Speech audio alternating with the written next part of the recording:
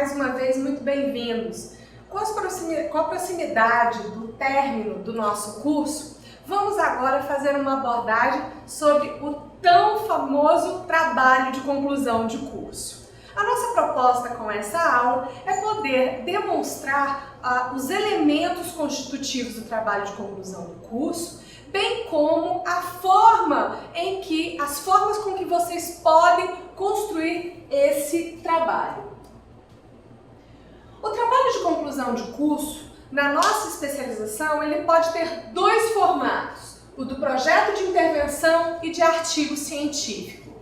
Lembrando sempre que é sempre de bom tom que a gente tenha como elemento principal o projeto de intervenção. Por que a gente vai trabalhar com o projeto de intervenção? A ideia é que vocês criem projetos na área de educação e direitos humanos que possa ser posteriormente implementado nas escolas, mudando esse cenário então da efetividade dos direitos humanos no ambiente educacional. Aqueles que se propuserem ao artigo científico devem seguir as regras de estruturação de artigo, que não vai ser o foco da nossa fala de hoje. A nossa fala vai ser voltada para os elementos do projeto de intervenção.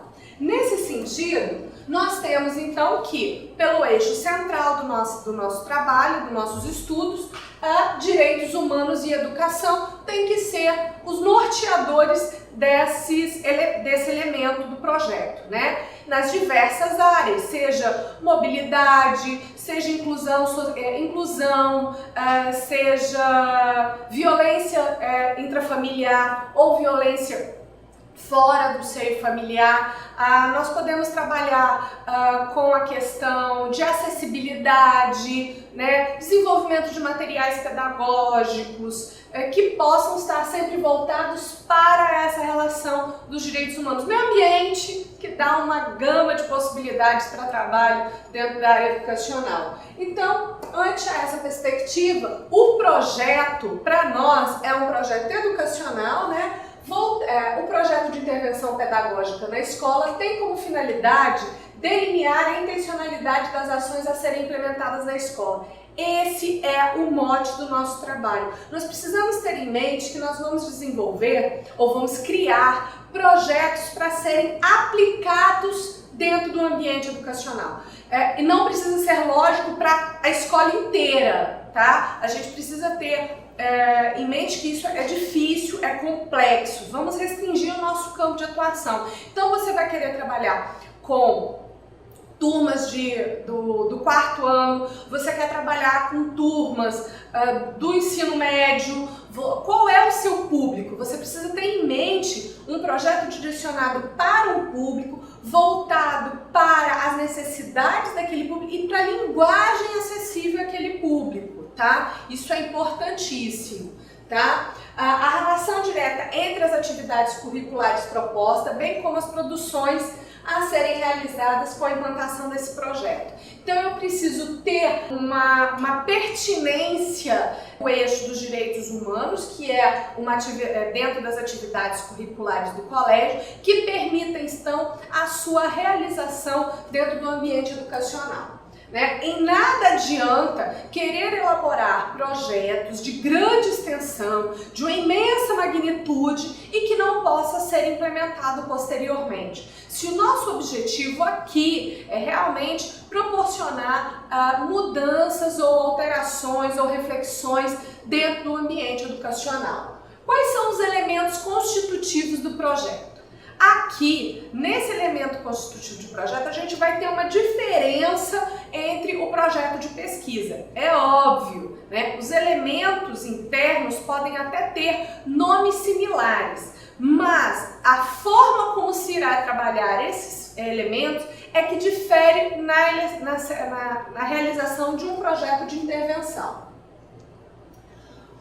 Nesse primeiro momento, nós temos então a necessidade de escolher o tema que será abordado. Então, vai trabalhar mobilidade, acessibilidade, ambiente urbano, inclusão, vai trabalhar a temática, quando eu falo de inclusão, para surdos, mudos, cadeirantes, né, deficientes físicos, você pensar na sua abordagem, então definir o tema do seu projeto. Dentro do seu tema, você vai precisar delimitar o título e principalmente qual é o seu público-objeto do seu projeto. Você precisa ter clareza de para quem vai ser realizada aquela ação.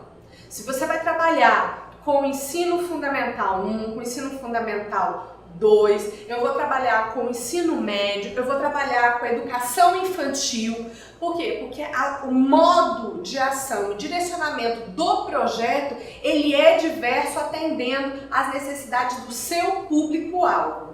Tá? Então, veja qual é o tamanho do seu público-alvo, a sua demanda, a demanda dele para isso. Então, se você vai fazer uma relação de sensibilização para o Estatuto da Criança e do Adolescente dentro do ensino médio, né? Ou então você vai trabalhar com o Estatuto da Juventude dentro do ensino médio. Você precisa saber qual é o seu público-alvo, quantos são, qual a característica desse público e que você precisa, além de saber, descrever no projeto.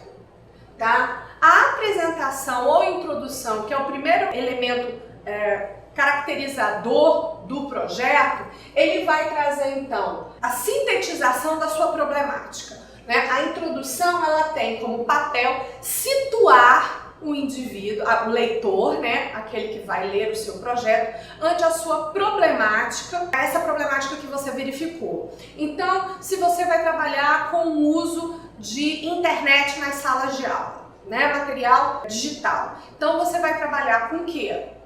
Jogos didáticos, né, desenvolvimento da matemática, habilidades na área de ciência, você vai trabalhar com produção de texto, você vai trabalhar teatro dentro da sala de aula a partir dos recursos propiciados pelo laboratório de informática. Então você precisa apresentar esse problema e dizer, problema não quer dizer que seja um problema em si, mas uma situação, um contexto que você verificou uma necessidade e a partir dessa necessidade você está fazendo esse projeto de intervenção, né? Buscando esse diálogo com esse público que você tão bem conhece. Então, nessa perspectiva, você precisa ter muita clareza dessa relação que você quer alcançar, desse problema que você identificou, o seu público-alvo e o que você pretende realizar, tá?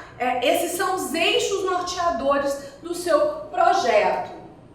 Dentro disso, você vai trabalhar a justificativa. A justificativa, que é o nosso segundo elemento, é a importância, a relevância, pertinência desse projeto, ou seja, quais são as razões, os motivos que te levam ou que te norteiam para desenvolver esse projeto e por que ele é tão importante dentro do ambiente educacional ou o que torna ele de relevante na efetividade dos direitos humanos. Né? Nessa perspectiva, então, você precisa escrever esse elemento de forma clara, concisa, argumentativa, né? Dentro dessa perspectiva educacional. O objetivo geral e específico é o elemento que eu gosto de pontuar como um elemento central da pesquisa. É aquele que você vai pegar, vai ler e vai falar, é isso que essa pessoa vai fazer. Né? Esse projeto se propõe a isso. Não é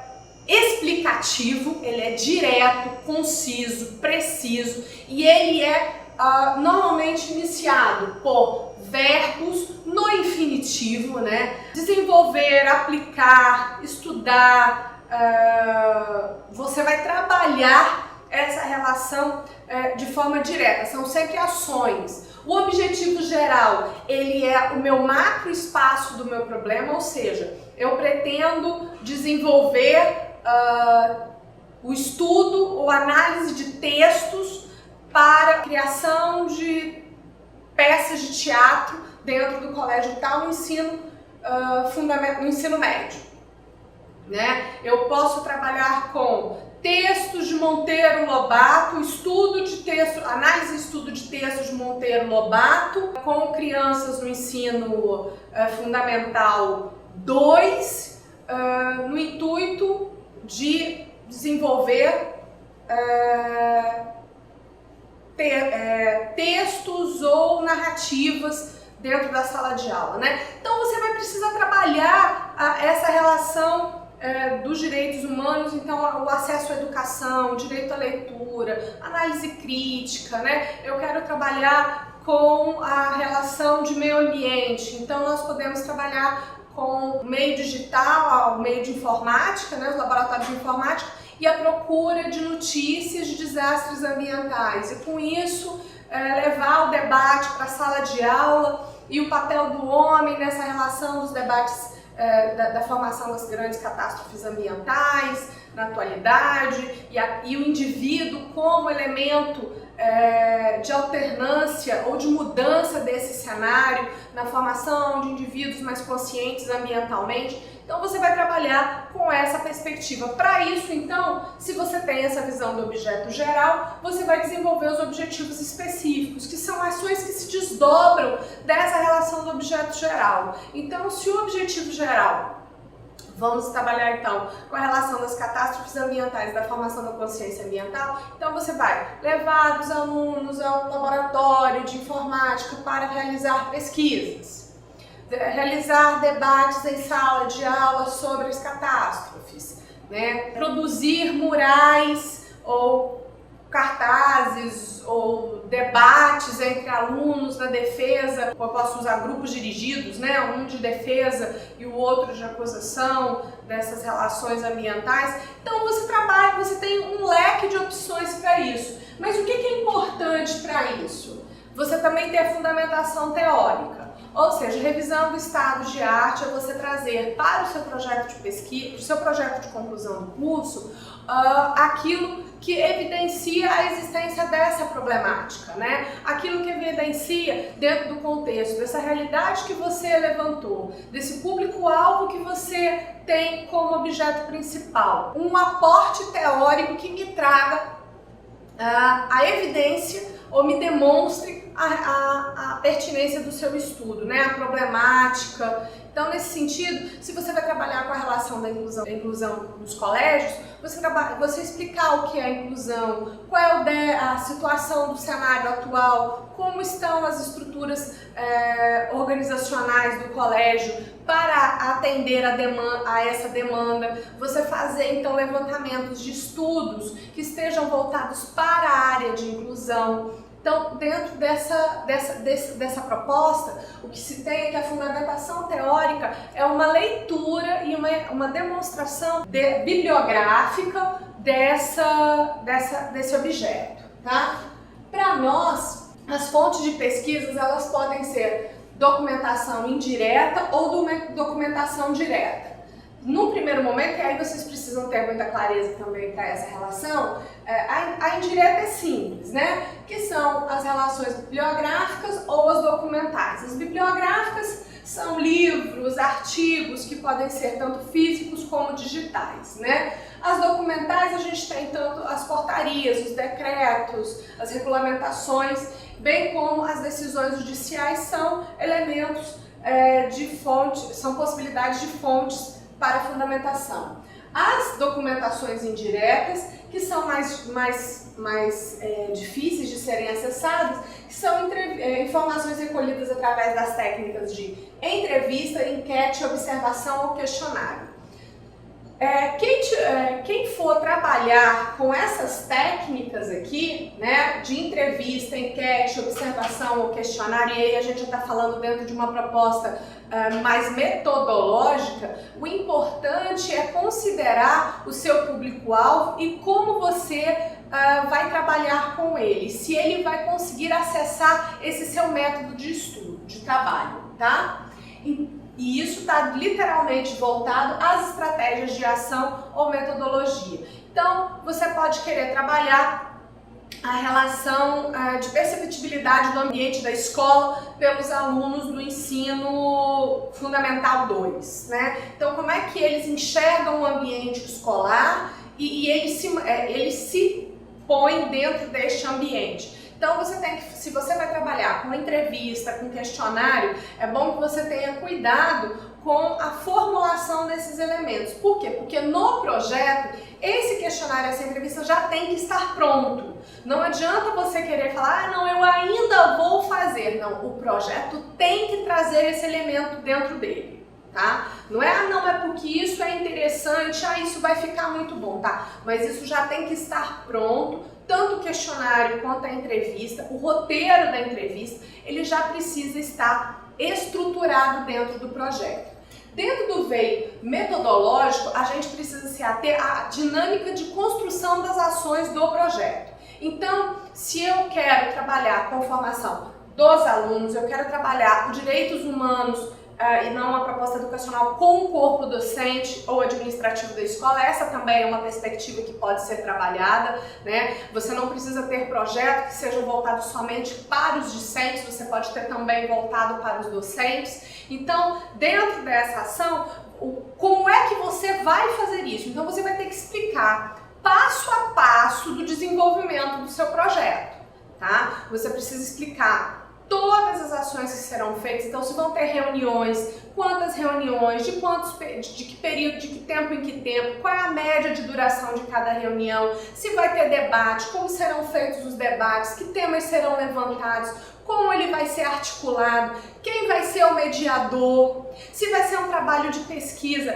em revistas, livros, na construção de murais, como é que isso vai se dar, quanto tempo vai durar, qual é a proposta que vai ser feita aos alunos nesse sentido. Então você precisa ter clareza desse objeto. Por isso que é muito importante que você tenha o domínio dentro do que é o seu público-alvo, o seu tema estruturado e o seu caminho, né? O seu enfoque. Porque se você não tiver a clareza desses elementos, fica difícil de você construir os seus materiais, né? Os seus métodos, a sua forma de obtenção do resultado do seu projeto. E como nós queremos e nós esperamos que todos os projetos que forem construídos sejam realmente implementados dentro das escolas, então vamos trazer isso com clareza, tá?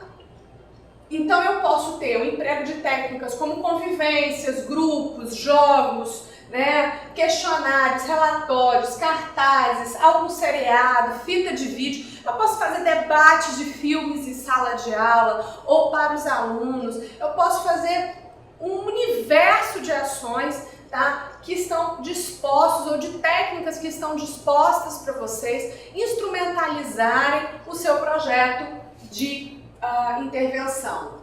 Aqui o cronograma de execução ele é fundamental e aqui o cronograma de execução ele precisa ser detalhado. Então eu vou colocar o primeiro levantamento de material para o desenvolvimento das ações, tá? 2, início dos debates. Primeiro debate, turma tal, numa duração de tanto. Se são 2 ou 3 ou 4 turmas, você vai ter que me dizer se os debates vão ser feitos com as turmas todas juntas, se vão ser as turmas separadas, qual a média de duração, se vai o que depois dessa etapa vem. Então, compilação dos resultados dos debates, então você vai fazer a compilação dos resultados do debate. Depois disso, então, se você tem uma etapa de entrevista, questionário, grupo focal, então aquilo que você for trabalhar, você precisa explicar etapa por etapa. Então, se você vai trabalhar com levantamento de figuras, então no primeiro momento,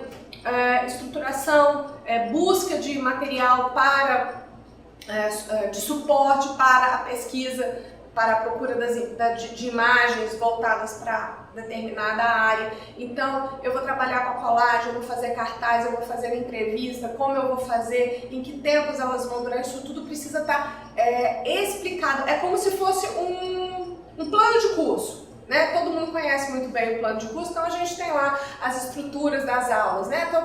Então a média de 18 aulas por semestre, eu tenho todas as 18 aulas e o conteúdo que eu vou dar, todo separado. Então aqui nesse cronograma de execução eu preciso exatamente disso. a separação de todas as ações, de todas as técnicas, análise de resultado, né, compilação dos dados obtidos, estruturação de relatório. Então tudo isso precisa estar muito bem organizado nesse cronograma de execução, porque é ele que vai me evidenciar se o seu projeto é execuível, se você conseguiu alinhavar tudo que você quis, a temática de direitos humanos, a aplicabilidade no ambiente educacional, se as suas ações estão voltadas para o público ao qual você destina as suas ações. Então aqui eu vou conseguir, se as técnicas que você empregou estão, disse na metodologia, estão sendo contempladas dentro do seu cronograma, então eu preciso que você traga com clareza esses elementos aqui, tá? As referências, pra gente já tá finalizando, né? As referências aqui são todas as que foram citadas dentro do projeto. Então, todos os autores, todos os artigos, livros, né, que foram lidos e foram citados dentro dos autores devem estar aqui nas referências, respeitando o formato das normas da BNT, tá certo? E como a gente também faz a mesma coisa, nós usamos essas 3 referências dentro do processo de construção dessa apresentação. Espero que possamos ter auxiliado na compreensão do que é esse trabalho de conclusão de curso, desejando a todos um ótimo trabalho e estamos à disposição para qualquer necessidade de explicação ou de complementação daquilo que foi exposto aqui. Muito obrigada!